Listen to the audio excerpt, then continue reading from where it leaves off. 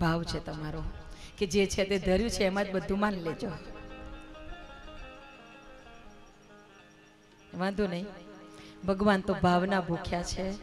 પાછું છેલ્લે એવું કહી દેવાનું, તમે તો ભાવના ભૂખ્યા છે, જે છે જેવું છે એવું સ્વીકારી. બહુ અસલ ઉસ્તાદ ભગતો છે. ભગવાન તો એવું જ વિચારતા હશે. એને તો ભોળા ભાવે એટલી પ્રાર્થના કરી કે હે મારા ગુરુજીના ઠાકોરજી, ભોજન તાળ તૈયાર છે, પ્રસાદ લેવા આવો. અને વૈકુંઠમાં બેઠેલો મારો નારાયણ લક્ષ્મીજી ચરણ સેવા કરે છે, અને આ બાજુ આંખો બંધ કરીને ભોળા ભાવે નાનો સરખો લાડકો દીકરો ભગવાન ઠાકોરજીનું સ્મરણ કરે છે. અને ત્યાં મારો નારાયણ બેઠો થાય. હું તો જાઉં છું. લક્ષ્મીજીને કહેવાય ન રહ્યા કે ક્યાં જાઉં છું. અને એટલા ઝડપથી ભગવાન પધાર્યા. પેલો તો પ્રાર્થના કરતો રહ્યો અને ભગવાન જેટલું હતું બધું જમી ગયા. આંખો ખોલી જોયું તો થાળીમાં કાંઈ નહીં. આ છેલ્લો કોળિયો ભગવાનને મુકતા જોયો. અરે તમે કોણ? બેટા તું ક્યારનો નથી બોલાવતો કે મારા ગુરુજીના ઠાકોરજી પ્રસાદ લેવા આવો? તો હું તારા ગુરુજીનો ઠાકોરજી છું, પ્રસાદ લેવા આવ્યો. બધું જમી ગયા? હા બેટા બધું જમી ગયો. સારું સારું, કાંઈ નહીં. ભગવાનની એક દ્રષ્ટિ થઈ હતી ને, એનું અંતર ભરાઈ ગયું હતું. એને ભૂખનો અહેસાસ નહોતો, પણ એને એવું મનમાં હતું કે મેં આજે કાંઈ ખાધું નથી. બધું પાછું સમેટ્યું, વાસણ ધોયા, નદીએ જઈ બધું ઠેલામાં ભર્યું અને ગયો આશ્રમે. થેલો મૂકી દીધો, કાંઈ બોલ્યો નહીં. પાણી પીને સાંજે સૂઈ ગયો. બીજા દિવસથી તો પાછું રૂટિંગ હતું. બીજી 11 આવી એટલે ગુરુજી પાસે ગયો. ગુરુજી ગુરુજી મને 1.5 શેર નહીં ચાલે, 3 શેર આપજો.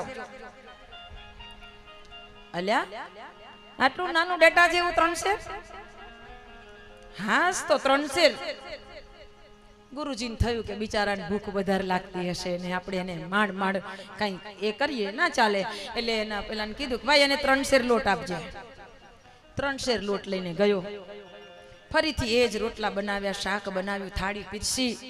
ભોળા ભાવે ભગવાન નારાયણનું સ્મરણ કરે છે. હે મારા ગુરુજીના ઠાકોરજી પ્રસાદ લેવા આવો, હે મારા નાથ પ્રસાદ લેવા આવો, હે ઠાકોરજી. અને ત્યાં તો ભગવાન ઊભા થયા. લક્ષ્મીજીએ હાથ પકડ્યો. ક્યાં જાવ છો? આ મારો બાળક મને કેટલા દિલથી બોલાવે, મારે જવું પડે ને, એકલા નથી જવાનું, હું અહીંયા આવીશ. આ જોડે લક્ષ્મીજી આવ્યા. હવે તો બે બેઠા ને પેલો તો ઠાકોરજીની પ્રાર્થના કરવામાં એટલો મશગુલ બન્યો. અને સાક્ષાત લક્ષ્મી નારાયણ પધાર્યા હોય પછી એ સ્થિતિ જાય ખરી. એ સ્થિતિમાં એટલો મગ્ન બનેલો છે, એમાં એને એટલો તલ્લીન બન્યો છે કે બધું ભાન ભૂલ્યો છે. એ તો પ્રાર્થના કરવામાં પડ્યો છે. લક્ષ્મી નારાયણે બધો પ્રસાદ પૂરો કર્યો. આ છેલ્લો કોળિયો આવ્યો, આંખ ખુલી. તમે કોણ? તમને તો ઓળખ્યા. આ બાજુ તો કે ઠાકોરજી હું આ તારા માં. પણ કહેવું જોઈએ ને કે આવતી વખત 2 આવીશ તો હું વધારે લઈને આવું. આ બધું પૂરું? કે હા બેટા તારો ભાવ જ એવો છે ને એટલે તારા માય જોડે આવ્યા. કાંઈ વાંધો નહીં, કાંઈ વાંધો નહીં પ્રભુ. ઠાકોરજી પ્રણામ કર્યા. ઠાકોરજી અંતર ધ્યાન થયા. ફરીથી બધું ધોઈ આવ્યો, વાસણ ને ટોપલો પાછું થેલામાં ભરીને ગયો આશ્રમમાં. એને ભગવાનના જે દર્શન થયા હતા ને, એના નશામાં એવો ચૂર હતો ને, એને કાંઈ બીજું યાદ જ નહોતું આવતું કે ખાધું નથી, કામ તેમ કાંઈ નહીં. આ છે ને એમને એમ ફરે ભૂતડા જેમ, ખાધા પીધા વગરના. એની અમી દ્રષ્ટિ થઈ જાય, એના સ્મરણમાં રોમ રોમ પુલકિત થઈ જાય, ત્યારે બધું ભૂલાઈ જાય, બધું જતું રહે. એ એવી અમી પૂરે. પાછી 11 આવી એટલે ગુરુજીને કહેવા ગયો. ગુરુજી 3 શેર નહીં ચાલે. અલ્યા કેટલું? 4.5 શેર જોઈશે. ગુરુજીને એમ કે આ હારો ગાંડો થઈ ગયો છે. એને 11 નો દિવસ એમ થઈ ગયું છે કે રસોડામાં નથી બનતું તો હું કેટલું ખાઈ લઉં. હવાર હાથનું ભેગું બનાવતો લાગે છે.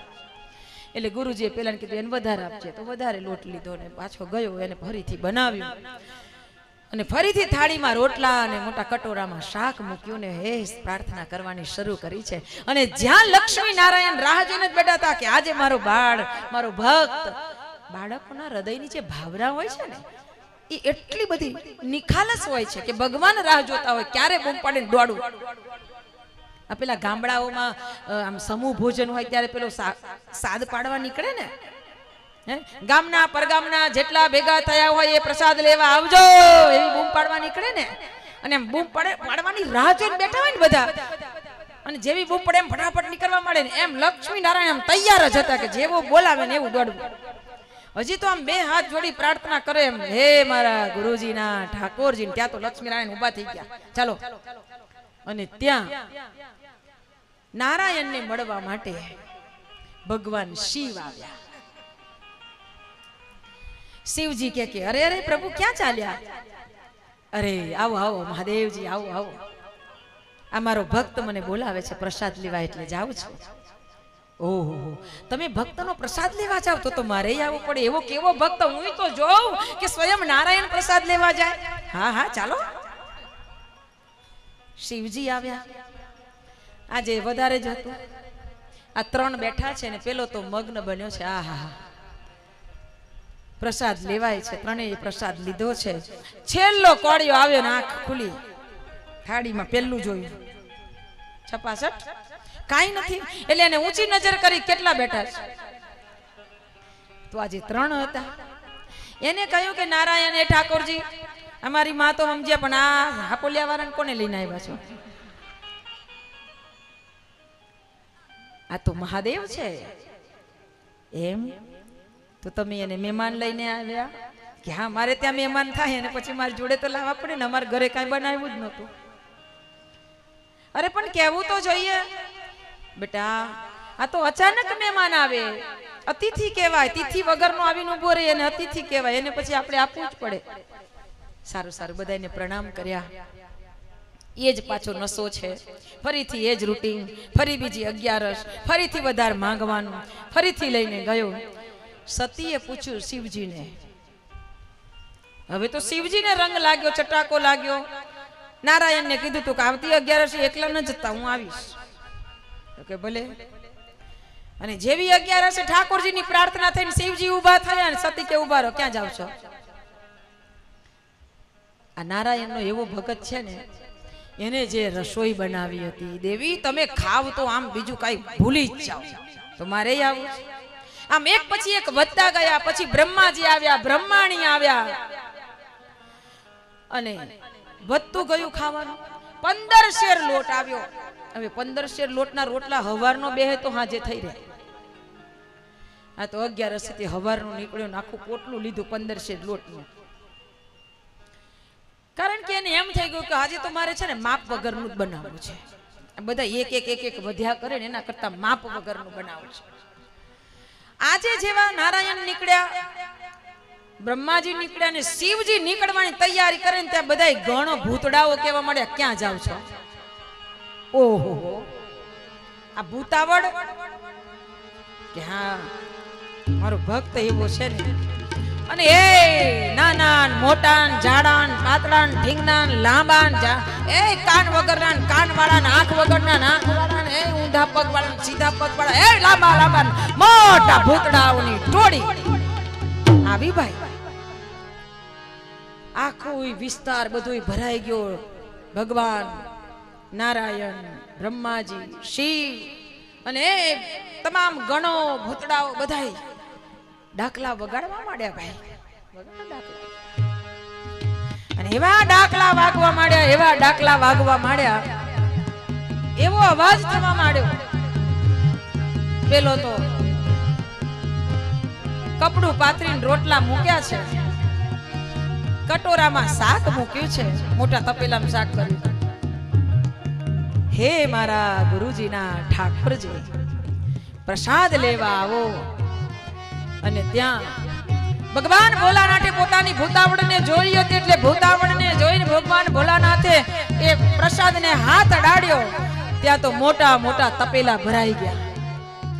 બધાને પ્રસાદ લેવડાવ્યો. હે નાચતા જાય, કૂદતા જાય, હે ભૂતડાઓએ પ્રસાદ લીધો, તમામે તમામ ગણોએ પ્રસાદ લીધો, ભગવાન નારાયણ શ્રી હરિ બધાય. અને પેલા એ આંખ ખોલી, આહા, ભગવાન નારાયણ,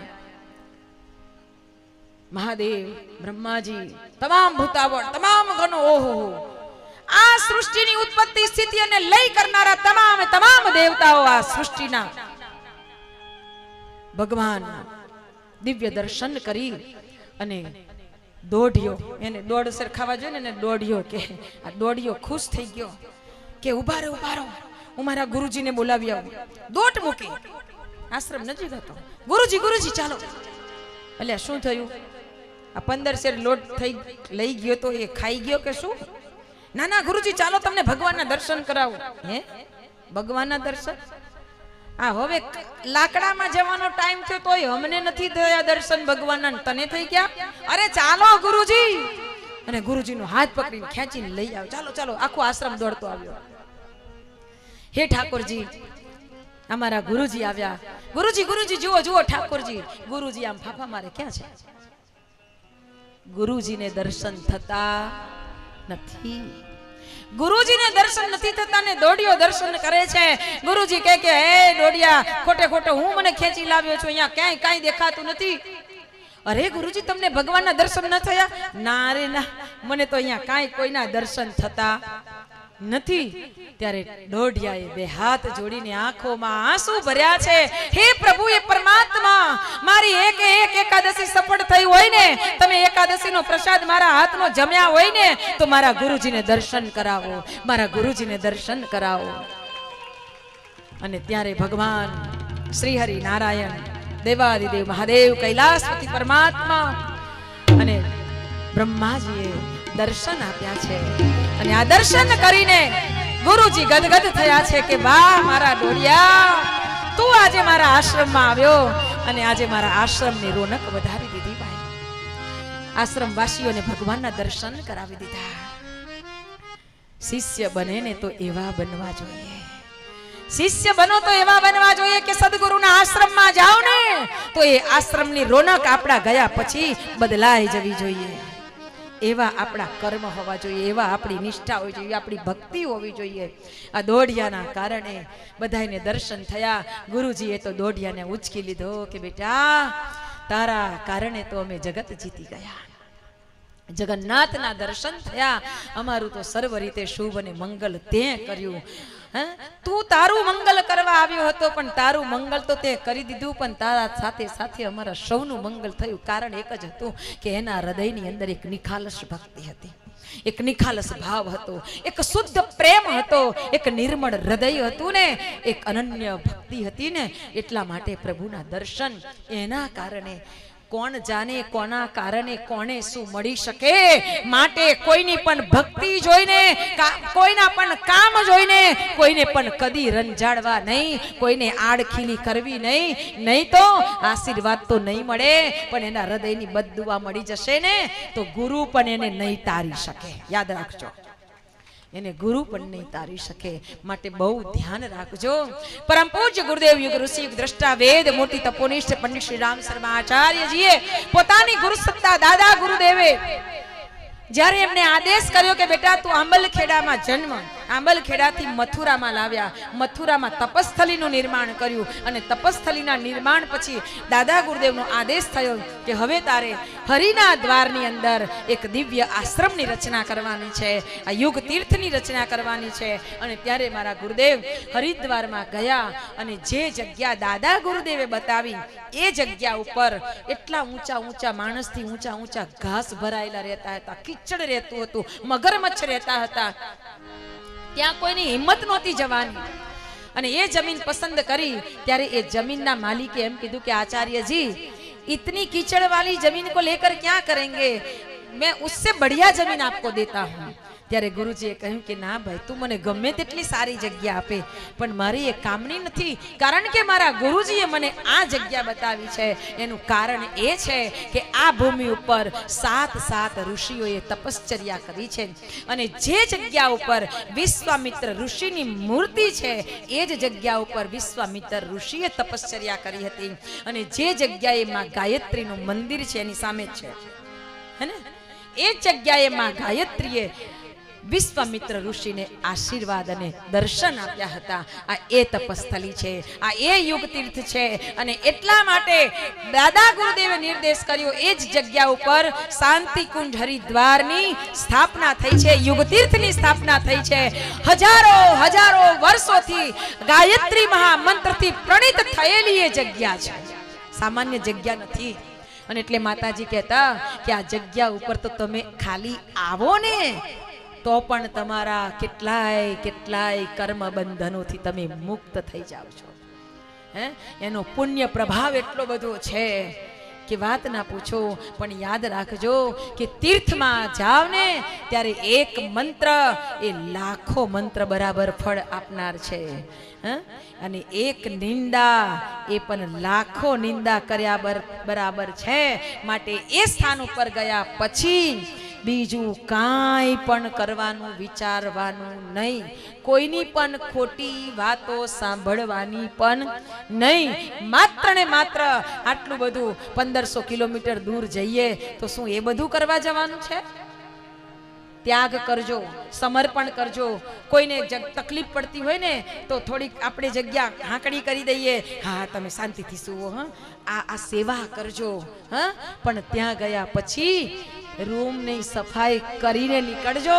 પાછળ બીજા આવે અને કચરો આપી ના જતા કે આવનારો સાફ કરશે. એ આપણી રૂમ સાફ કરે ને તો આપણું બધું પુણ્ય એ લઈ જશે. ગંદકી નહીં કરવાની તીર્થમાં જાવ ત્યારે. બિસ્કિટ ખાધા પછી રેપર ગમે ત્યાં નાખી નહીં દેવાના, ગમે ત્યાં થૂકવાનું નહીં, ગમે ત્યાં ગંદકી નહીં કરવાની. આ બહુ ધ્યાન રાખવાની જરૂર છે.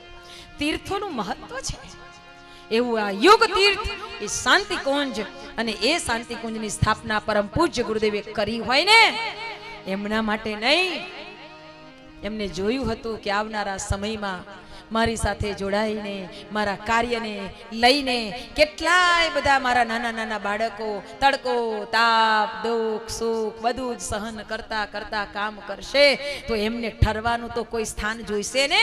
એટલા માટે આપણા બધાના કલ્યાણ માટે પરમ પૂજ્ય ગુરુદેવે યુગ તીર્થની સ્થાપના કરી છે તો આપણે એના દર્શન કરવા જરૂર જવું જોઈએ. વર્ષમાં એક વાર આપણે યુગ તીર્થમાં જરૂર જવું જોઈએ. જેમ ગાડી તમે 50 લાખની લાવો કે 60 લાખની લાવો પણ વર્ષે દાડે એને ગેરેજમાં લઈ જવી પડે ભાઈ. એને જરા ઓઇલિંગ કરાવવું પડે, એના સ્ક્રૂ જરા ઢીલા થઈ ગયા હોય તો ટાઈટ કરવા પડે. એમ આપણા આ જીવનની ગાડીને સરખી રાખવી હોય ને તો એક વર્ષમાં એક વખત પણ આ યુગ તીર્થમાં જવું જોઈએ. 9 દિવસની સાધના કરવી જોઈએ અને સાધના કરીને આ ગાડીને આપણે થોડુંક રિપેર કરાવી આવવાનું. આ ગાડીને થોડી રિપેર કરાવી આવવાની. આજે તો આપણે વાત કરીએ છીએ પણ આવો જે તીર્થની વાત કરી, જે તીર્થનો મહિમા જાણ્યો, કેટલાય ઋષિઓની તપસ્થલી, માં ગંગાનો એક ફાંટો એ જગ્યાએથી નીચેથી ભૂગર્ભમાં વહે છે માં ગંગા, એના ઉપર આ યુગ તીર્થ છે. તો એવા પવિત્ર તીર્થમાં આપણે બધાય જઈએ. જવું છે, મફત જવાનું છે. કોને કોને આવવું છે?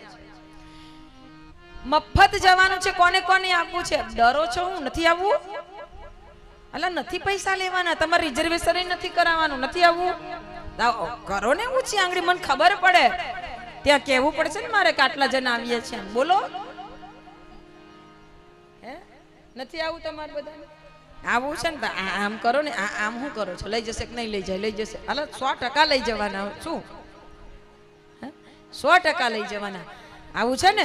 ચાલો આપણે શાંતિ કુંજ જઈએ. ચલો રે મન શાંતિ કુંજ હરિદ્વાર, हो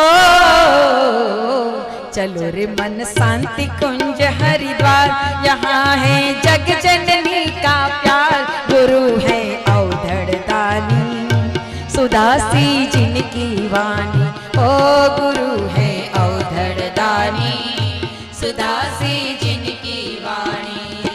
चलो रे मन शांति कुंज हरिद्वार, ओ चलो रे मन शांति कुंज हरिद्वार, जहाँ है जग जननी का प्यार। गुरु है अवधड़ दानी, सुदासी जिनकी वाणी। ओ गुरु है अवधड़ दानी, सुदासी जिनकी वाणी। चलो रे मन शांति कुंज हरिद्वार।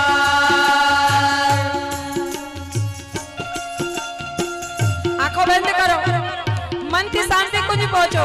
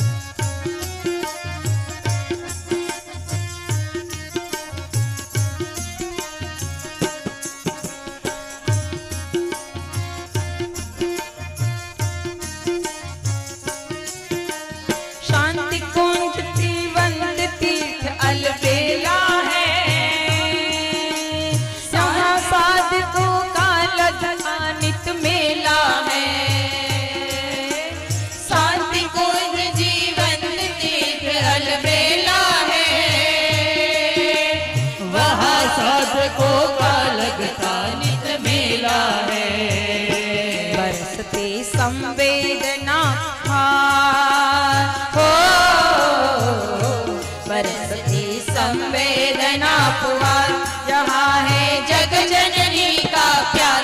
गुरु है अवधड़ दानी, अखत है कृपा कहानी। हो गुरु है अवधड़ दानी, सुदासी जिनकी वाणी।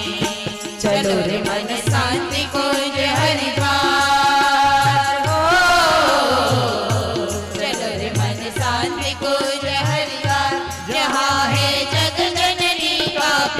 गुरु है अवधड़ दानी, सुदासी जिनकी वाणी। ओ गुरु है अवधड़ दानी, सुदासी जिनकी वाणी।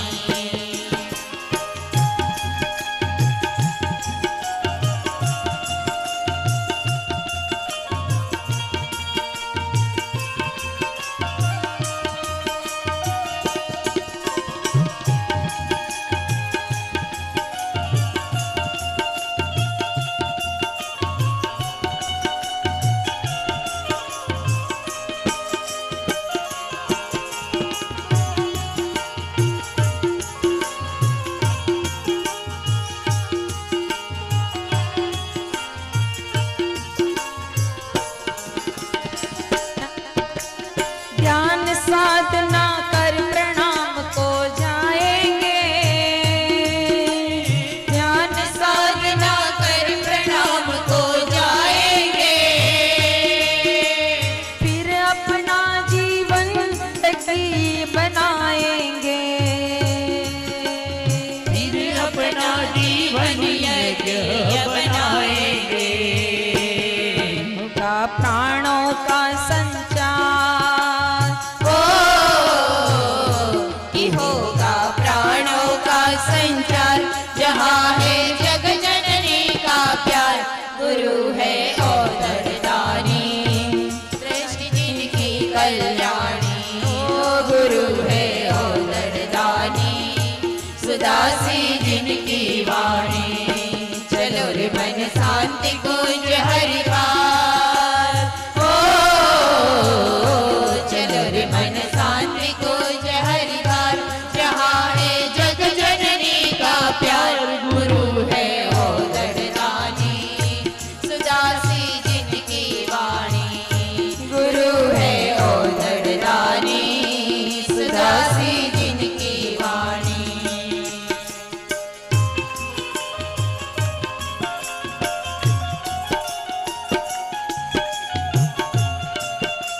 बारा पड़ती तीर्थ में स्नान करो।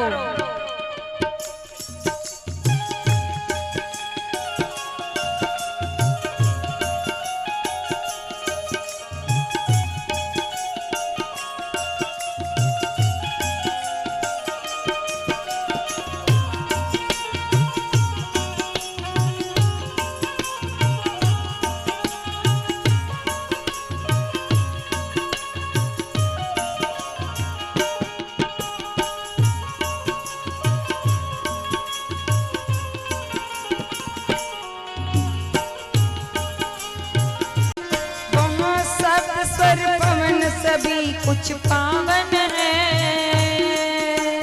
वहाँ स्वर सप्तस पवन सभी कुछ पावन है। चिंतन है उत्कृष्ट भाव मन भावन है।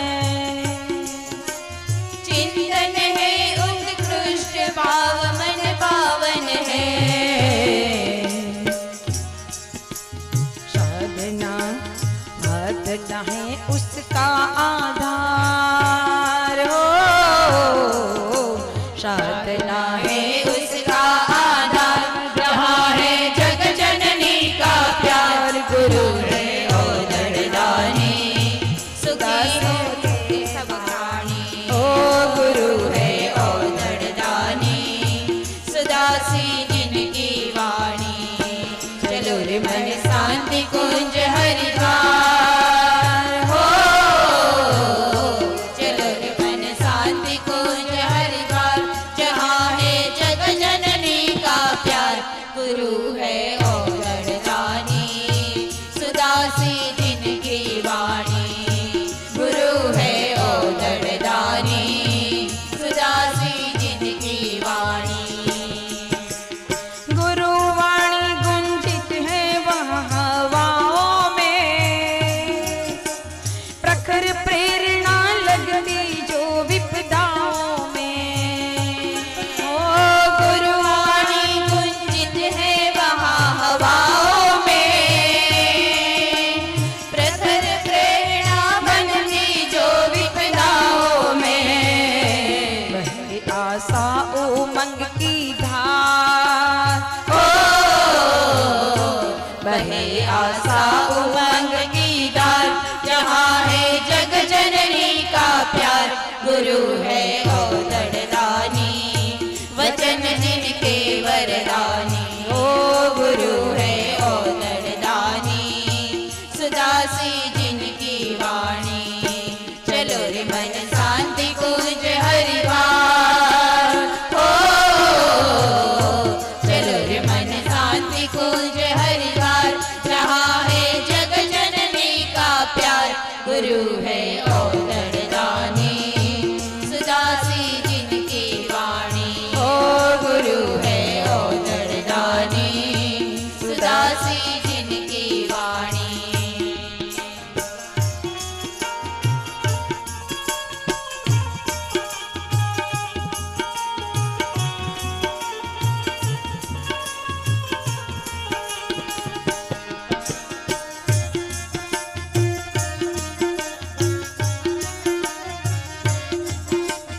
गुरु का कार्य करके श्रेय हम पाएंगे।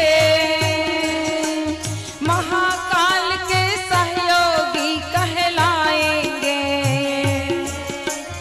गुरु का करके काम श्रेय हम पाएंगे। महाकाल के सहयोगी कहलाएंगे। मिलेगा सच्चे सुख का साथ हो मिलेगा सच्चे सुख का सार जहाँ है जग जननी का प्यार। गुरु है औदड़दानी बने युग निर्माणी। गुरु है औदड़दानी बने हम युग निर्माणी। गुरु है औदड़दानी सुदासी जिनकी वाणी। चलो रे मन शांति कुंज हरिद्वार हो। चलो रे मन शांति कुंज हरिद्वार जहाँ है जग जननी का प्यार। गुरु है औदड़दानी सुदासी जिनकी वाणी। ओ गुरु है औदड़दानी सुदासी जिनकी वाणी। ओ गुरु है औदड़दानी सुदासी जिनकी वाणी। गुरु है औदड़दानी सुदासी जिनकी वाणी। बोले युग तीर्थ शांति कुंज हरिद्वार की जय। सद् गुरुदेव की जय। युगाधिपति महाकाल की जय। महाकाल નો ઘોંસલો એટલે યુગ તીર્થ શાંતિ કુંજ હરિદ્વાર. એ તીર્થનું પવિત્ર સ્મરણ તમને આગળ બતાવ્યું હતું કે માતાજીએ કહ્યું હતું કે દરરોજ શાંતિ કુંજ આવજો, હે ને. લગભગ બધા જઈ આવ્યા હશે અને ન ગયા હોય તો આ વર્ષે તમે નંબર લગાડી દેજો, પ્રાર્થના કરજો કે મને બોલાવો, ત્યારે જવાશે. એ જેને બોલાવે તેનાથી જ જવાય, બાકી રિઝર્વેશન કરાવેલા ઘેર રહે ને એની જગ્યાએ બીજા પહોંચી જાય. હા, એટલે જેના કિસ્મત ખીલે એ જ. અમારે ત્યાંથી 200 વ્યક્તિને જવાનું હતું, બુકિંગ થઈ ગયું, આખી ટ્રેન કેન્સલ. બોલો, આખી ટ્રેન જ કેન્સલ, એટલે કોઈનાથી જવાયું નહીં. વિચાર કરો, એટલે આવું થાય કે ન ઈચ્છે ને તો કોઈ જઈ ના શકે. એટલે ભાવ કરજો, અને અહીંયા બેઠા છો ને તો અહીંયા ભાવ કરજો. આ જગ્યા અત્યારે મહાકાલના સંરક્ષણમાં આપણે બધા બેઠા છીએ. ગુરુદેવની સૂક્ષ્મ ચેતના અહીંયા ઉપસ્થિત છે અને એમાં આપણે બેઠા છીએ. અહીંયા ભાવ કરશો ને મારા ગુરુદેવ આપનો ભાવ જરૂર પૂરો કરશે. અંતરમાં આજે જે પણ તમારી ભાવના હોય ને આજે ગુરુ ચરણોનું ધ્યાન કરીને મૂકી દેજો. આ ગુરુનો મહિમા ગવાયો છે. ગુરુ હે અવધળદાની. અવધળદાની એટલે શું? અવધળદાની એટલે શું? દયાળુ હોવા જોઈએ એના કરતા પણ વધારે પડતા દયાળુ, એને અવધળદાની કહેવાય. જોવે જ નહીં કે એને શું કર્યું છે, પણ એકવાર એનું શરણું હૃદયથી યાદ કર્યો ને એટલે એ બધું ભૂલી જાય અને એને લઈ લે, પકડી લે. એ અવધળદાની. અને એટલે આ મનથી દરરોજ જે જઈ આવ્યા છો એ શાંતિ કુંજ દરરોજ જજો. પથારીમાંથી નીચે પગ મૂકો એના પહેલા જઈ આવવાનું. નહીં તો આ દુનિયા એવી છે, આ જગત એવું છે, આપણને કશે જવા દે નહીં. અહીંયા જ માંડ માંડ છૂટીને આવો છો ને તમે. આજે અમે ગયા હતા તો પેલા બેન કે ના 4 દિવસ થઈ ગયા પણ હું હજી કથામાં આવી શકી નથી. કેમ? તો કે ઘઉં સાફ કરવાનું છે. આ બધું પકડે આપણને. ઘરમાં કામ હોય ને એ બૂમ નથી પાડતું, પણ તો એ બૂમ નથી પાડતું તો આપણને પકડી રાખે છે. એવું છે આ ઘર. એટલે પછી કશે જવા નહીં દે. એટલે બેઠા બેઠા પહેલા યાત્રા કરી લેવાની, પથારીમાં જ પહેલું ત્યાં જઈ આવવાનું. અને માનસી પૂજા, માનસી યાત્રામાં છે ને નાવું ધોવું ના પડે, કોઈ જરૂર નથી. પછી માનસી પૂજામાં બેઠો, માનસી પૂજામાં શાંતિ કુંજ જાઓ તો પછી ત્યાં કંજુસાઈ ન કરતા. હો, ત્યાં કંજુસાઈ ન કરતા. પ્રખર પ્રજ્ઞા, સજલ શ્રદ્ધા, યજ્ઞશાળા, પ્રવચન પંડાળમાં ગુરુજી માતાજી હતા ને ત્યારે જે પ્રવચન કરતા હતા એ બધું જ જોવાનું. ગુરુજી શું સંદેશ આપતા હતા, એ પ્રજ્ઞા અવતારે શું કીધું છે બધું જોવાનું. પ્રજ્ઞેશ્વર મહાદેવને મળવાનું, સપ્ત ઋષિઓને મળવાનું, ભાગીરથ, વાલ્મીકી, આજ્ઞવલ્કલ, વશિષ્ઠ, ચરક, પરશુરામ, વિશ્વામિત્ર ઋષિને મળવા જાવ ત્યારે 5 અરીસા છે. ભટકે હું એ દેવતા, સોહમ શિવોહમ સચ્ચિદાનંદોમ અહમ બ્રહ્માસ્મિ તત્વમસી. બધે જવાનું, વિશ્વામિત્ર ઋષિને મળવાનું. માં ગાયત્રીના ચરણોમાં પ્રણામ કરો. હે માં પરાંબા ભગવતી જગદંબા, હે વેદ માતા, દેવ માતા, વિશ્વ માતા, માં જગતના કલ્યાણ માટે મારા ગુરુજીએ આપણને અહીંયા બોલાવ્યા. આપ બિરાજિત થયા છો તો આપ મારા હૃદયમાં બિરાજિત થાવ, એને યાદ કરો. જાઓ અને મંદિર પાસે જાઓ. એટલે મંદિર પાસે જાવ તો એમને એમ ના જ હોય, પાછું કશું મૂકજો. અને પછી ત્યાં પાકીટ કાઢીને ફંફોડ્યા ન કરતા. 5ની મૂકું, 10ની મૂકું, 5ની મૂકું, 10ની મૂકું. એક વાણિયો આ કથામાં ગયો ને કથામાં કીધું ને કે પૂજા કરવી જોઈએ. એટલે વાણિયો લોભ્યો હતો પાછો. આ કોઈ બેઠા હોય વાણિયા તો માફ કરજો હા ભાઈ, હું તમને કાંઈ જ નથી કહેતી, તમે તો બહુ ભલા માણસ છો. એને પેલા મહારાજને પૂછ્યું કે મહારાજ મારે પૂજા કરવાનો તો બહુ ભાવ છે પણ બધું ખર્ચો બહુ થાય. તો કે ના ના, ખર્ચા વગર પૂજા થાય, માનસી પૂજા કરવાની. તો કે એમાં કશું ન જોઈએ, કંઈ જ ન જોઈએ એમ? તો મને બહુ ફાવશે કે. તો હવારમાં કેવી રીતે કરવાની એને બતાવી દીધું. ખબર નાઈ ધોઈને બેસી જવાનું ભગવાન પાસે આંખો બંધ કરીને. તમારે ભગવાનને જે જમાડવું હોય તે જમાડવાનું. જેટલા મોગા વાગા પહેરાવા હોય એટલા વાગા પહેરાવાના. ચંદન કેસર જેટલું મોગું લાવવું એટલું લાવીને ચંદન કરવાનું. તમારે એ ચંદન કેસરથી જલથી નવડાવવાના, બધું સમજાવી દીધી.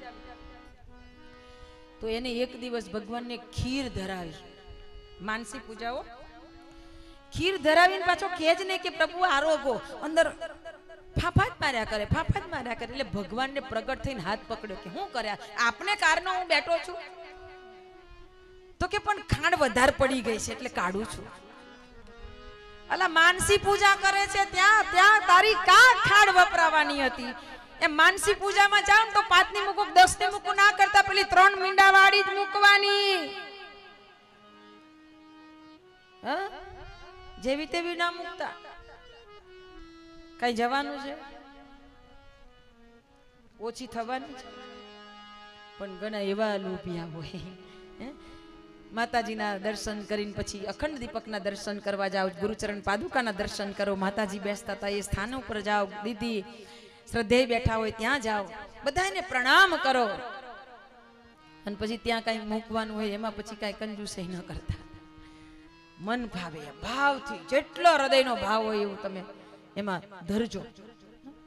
ઘણા આવા કથામાં ગયા હોય ને એ તો ન મૂકે, પણ કોઈ મૂકતા હોય ને આરતી થાય ને પછી ઘણા આરતી એમને એમ ન લે, કાંઈક મૂકે. તો એક ભાઈ હાફડા ફાફડા ઘેર ગયા અને ઓટલે બેસીને આમ હાફવા માંડ્યા. તો ઘરમાંથી ઘરવાળી નીકળી, શું થયું આટલા બધા હાફો છે? કેમ બીપી વધી ગયું? તાવ આવ્યો? માથું દુખે? પેટ દુખે? તો બોલો ને શું થાય છે? આ કથામાં જઈને, તો કથામાં જઈને આવે તેમાં હાંફવાનું એનું થાય છે. તો કે આરતી થઈને એમાં એક જણે 2000 ની નોટ મૂકી. 2000 ની નોટ બીજો મૂકે ને ચક્કર બીજાને ચડે. ગાડી બાજુ વાળા લાવે ને પેટ્રોલ ન બળી જાય. આવું ન થાય. આમ લાઈનમાં આરતી ફરતી હતી ને એક ભાઈએ 10 રૂપિયા મૂક્યા.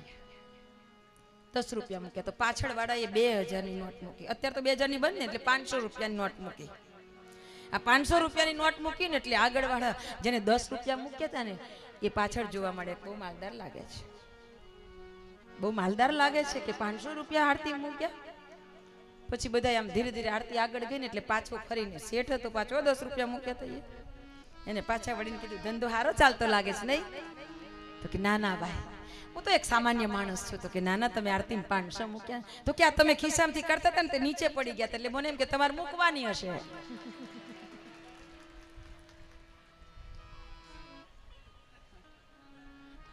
એમને પછી એવું બરાબર મળી જાય ને એના જેવું મળી જાય. ભગવાન કહે છે કે હું તારો 10મો ભાગ લઈશ અને લઈશ. તારે મને આપવા હોય તો આપ, ના આપવા હોય તો દવાખાનામાં આપજે. પછી બીજું બધું નથી કેવું મારે, સમજી જાજો, તમે બહુ સમજદાર છો. એ ગમે તેમ કરીને આ ભગવાને કીધું છે કે હું મારા 10મા ભાગનો અધિકારી છું. આ દાન પુણ્ય બધા કરે છે તે એટલે કરે છે કે ભગવાન 10મા ભાગનો અધિકારી છો, મારે આપવું જોઈએ. આપણને જે ભગવાન આપે છે બધું આપણું નથી, એનો ભાગ છે, એને આપો. શુભ કામ કરો, એ શુભ કામ એ જ આપણને છોડશે, બધાથી મુક્તિ આપશે, એ જ આપણને તારશે. તો બધાને ભગવાન એવી ઉદાર દિવ્ય વિશાળતા આપે, દિવ્ય બુદ્ધિ આપે, ઉદારતા આપે અને જીવનને ધન્ય બનાવવા તરફ સતત એવા પવિત્ર દિવ્ય રાહ તરફ, સૌનું રાહ તરફ, એ પંથ તરફ ગતિમાન જીવન બને એવી જ હૃદયની મંગલ પ્રાર્થના સાથે આજના વાણી પુષ્પને સદગુરુ ચરણમાં અર્પણ કરી એક વાત જરૂર કહું છું કે આવતીકાલે રવિવાર છે અને મારા બેને કીધું છે કે આવતીકાલે વૃક્ષારોપણ અભિયાન છે. અને સાથે સાથે આવતીકાલે આપણે બધા તો બધા ટી સિરીઝ વાળા તો બેસીએ જ છે. હા, આપણા બધા માથા તો દોડા થઈ ગયા છે. તો ખાલી પેલું કલર કરીએ એટલે થોડા ખારા લાગીએ. આ કલર ના કરવો પડે ને એટલે મેં બાંધી દીધું છે. તમે પાછા અંદર કઈ ગૂંચવાતા નહીં. એટલે આવતીકાલે જે યુવાન પેઢી છે, આપણી દીકરા દીકરીઓ પુત્ર વધુઓ જે કાંઈ છે બધાયના માટે અમારે બેને કીધું છે કે આવતીકાલે બધા યુવાનોને લઈને આવજો. હવે બેનને કહી દઉં કે જોઈ લો, અત્યારે જેટલા બેઠા છે એટલા તો કાલ આવવાના છે. કાલ આવવાના છો ને ભાઈ? આ તમારી બાજુનું બોલું છે એટલે સાચું બોલજો.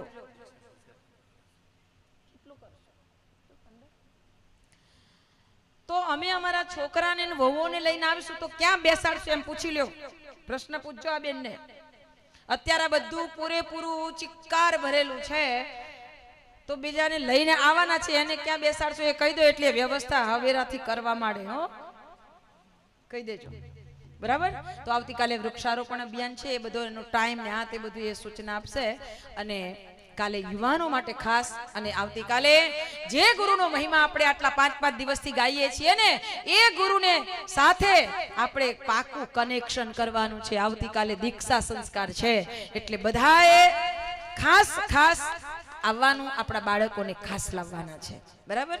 તો આવો, આગળનો ક્રમ બેન સંભાળશે.